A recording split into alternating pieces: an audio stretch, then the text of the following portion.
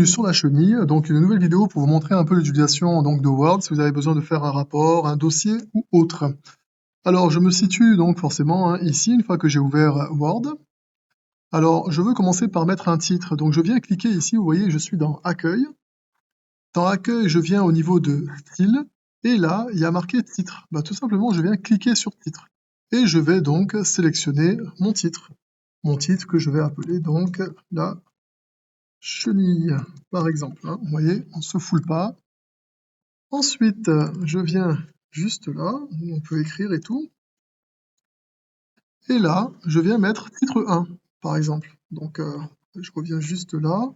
Titre 1 pour mon grand 1, donc je l'appelle, je sais pas moi, la plus grande chenille.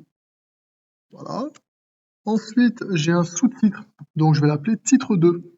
Voilà, titre 2, donc je vais l'appeler 1.1 par exemple. La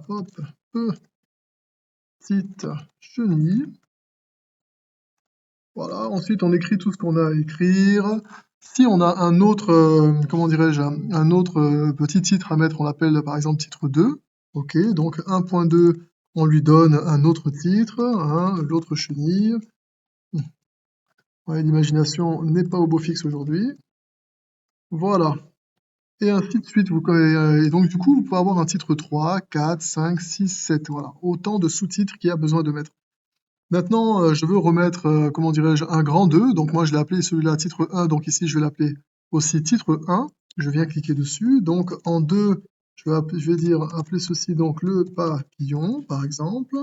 Et là, je descends. Donc en titre 2, donc le 2.1, je vais l'appeler donc, je sais pas moi, on peut l'appeler le morpho, voilà, par exemple. Vous avez compris un peu l'idée? Alors, à quoi est-ce que ça peut me servir de faire tout ceci? Simplement, je vais venir au tout début, là, juste après, comment dirais-je, le titre, la chenille, et là, tout en haut, vous voyez, je vais aller sur Références, juste là, Références. Là, à gauche, il y a marqué Table des matières. Je clique sur les tables des matières, il me donne donc deux tables automatiques, une table manuelle. Je choisis la première, je ne me foule pas, vraiment pas. Table des matières, je clique, et vous voyez, il me donne une table des matières qui est exactement tout ce que je viens de noter. Alors, ce qu'on va faire, on va mettre ça tout beaucoup plus bas. Voilà, histoire de laisser un peu d'espace. Je le mets juste là, vous voyez, je remonte.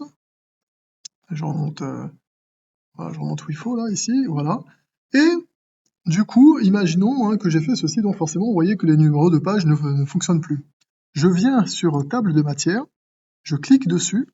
Une fois que j'ai cliqué, là-haut, il me demande mettre à jour la table. Je clique sur mettre à jour la table, et là, je mets mettre à jour la table, OK. Et automatiquement, vous voyez le numéro des pages qui a changé. Voilà, ça se fait automatiquement. Bien sûr, si table des matières, ça ne vous plaît pas, on peut l'appeler sommaire, pourquoi pas. On peut même le mettre en rouge, c'est pas un souci. Après, c'est vous qui choisissez ce que vous voulez faire, ça ne change rien. Voilà, donc petite idée. Ensuite, bien sûr, pour le numéro de page, vous dites, tiens, je vais mettre un numéro de page. Vous venez mettre le curseur en bas de page. Un double clic, vous voyez, il y a ceci qui apparaît, pied de page, et plus haut, et sur l'autre page, en tête.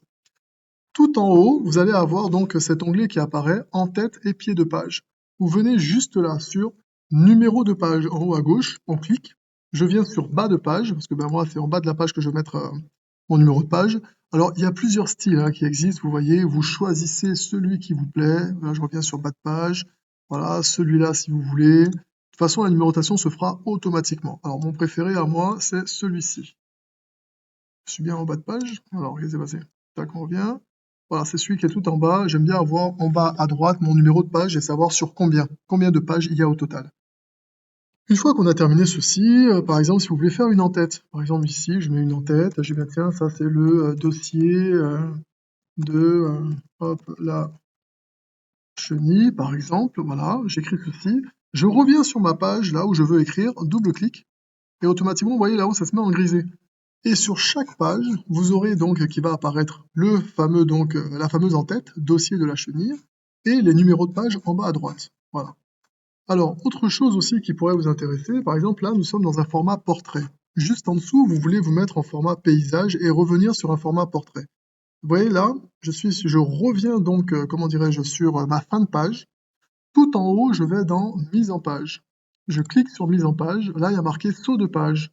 Je clique sur saut de page et là, il y a marqué page suivante.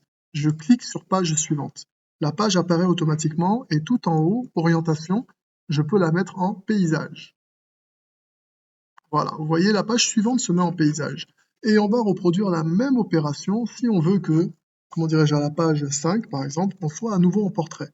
Donc là, je me mets à la fin, je reviens tout en haut sur mise en page, ici, saut de page, là, page suivante, en haut, je reviens cette fois-ci sur portrait, et voilà, la page se met en portrait. Voilà, à partir de là, normalement, vous avez déjà quelques bases pour pouvoir vous en sortir. Ah oui, tiens, pourquoi pas. Essayons ceci. Vous voyez là, j'ai mis donc, comment dirais-je, mon titre 1. Je me rends compte que mon titre 1 ne me plaît pas plus que ça.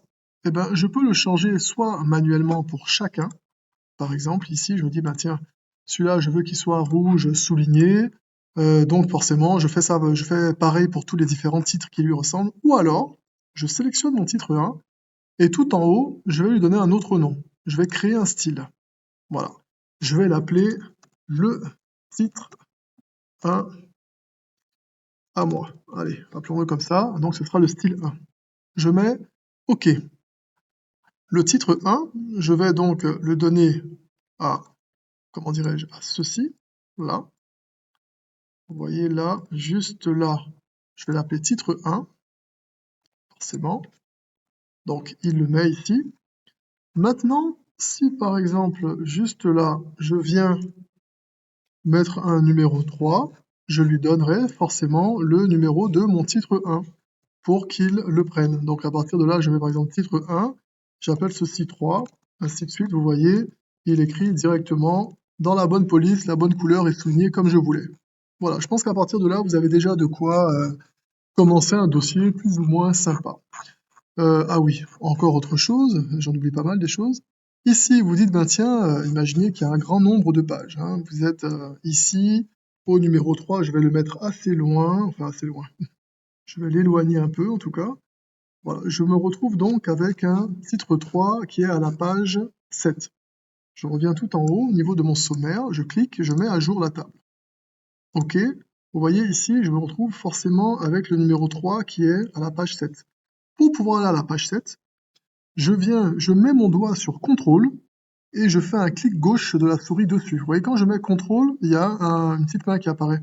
Vous voyez là, hop, la petite main.